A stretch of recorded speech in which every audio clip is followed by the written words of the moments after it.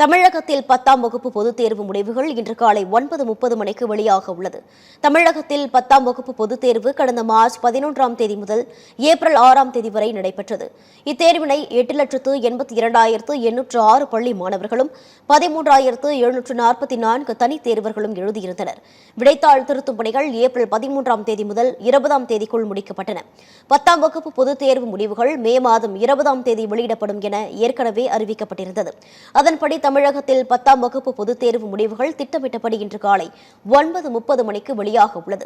தேர்வு முடிவுகளை www.tnresults.nic.in மற்றும் www.dge.tn.gov.in ஆகிய அதிகாரப்பூர்வ இணையதளம் பக்கங்களில் மாணவர்கள் தெரிந்து கொள்ளலாம் என அறிவிக்கப்பட்டுள்ளது.